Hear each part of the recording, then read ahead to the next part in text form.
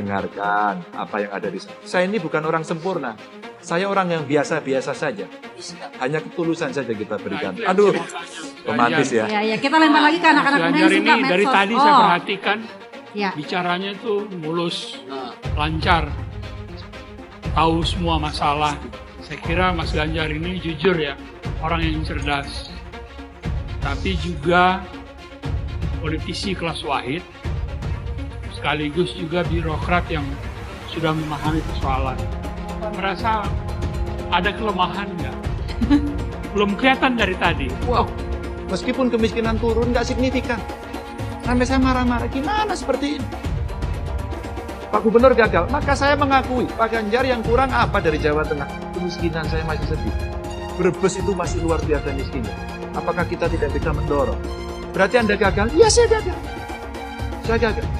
Kalau kemiskinan itu menjadi nilai nomor 1 dan itu membuat seorang gubernur tidak layak, izinkan saya nggak mencalonkan lagi. Saya hanya menyampaikan, kita mesti jujur, mesti benar, dan mesti edukatif. Agar publik ngerti dengan literasi yang benar.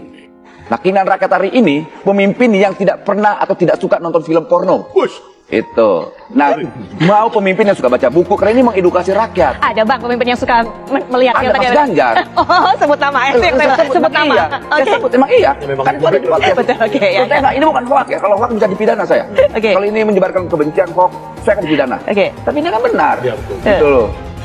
Nah, kayak begitu-gitu. Kedua, pemimpin yang mengerti keinginan rakyat. Salah satu keinginan rakyat apa? Bekerja untuk rakyat, tidak korupsi dan sebagainya. Bukan sibuk bikin konten. Karena kita tidak mau nanti istana itu diisi oleh presiden YouTuber yang isinya hanya konten, bukan kebijakan-kebijakan rakyat, kebijakan bagaimana negara ini lebih baik, yang isinya konten. Nah, terus nanti, nah itu kita tidak mau.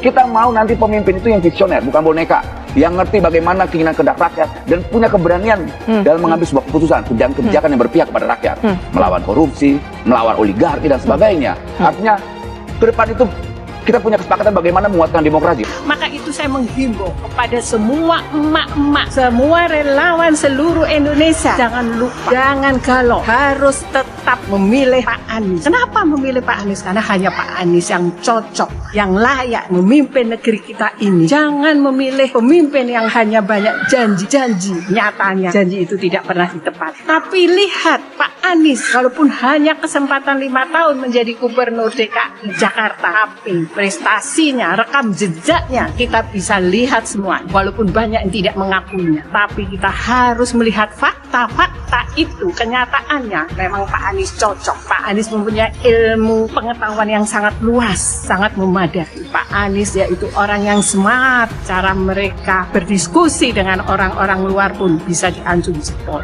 Kira-kira kalau Bapak nanti ke depannya dalam kalau misalnya Bapak nggak pilih nih, misalkan nih, kamu nggak pilih, kalau nggak pilih nih, Bapak bakal ngapain ya Pak? Vlog aja. Nah itu jawabannya.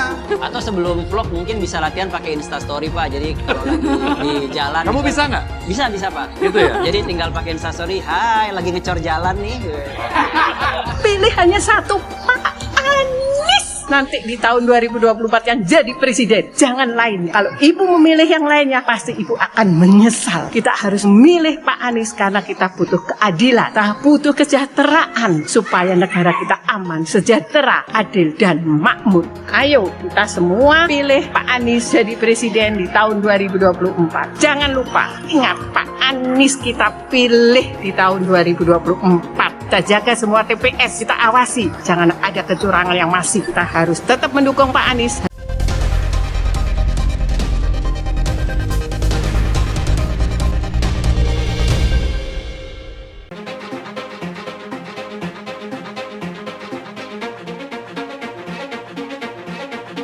Gubernur Jawa Tengah Ganjar Pranowo ternyata pernah mengungkap hal mengejutkan dari dirinya saat hadir dalam podcast bersama Deddy Corbuzier. Ia secara terang-terangan mengaku suka menonton film porno. Menurutnya kesukaannya itu tak ada masalah.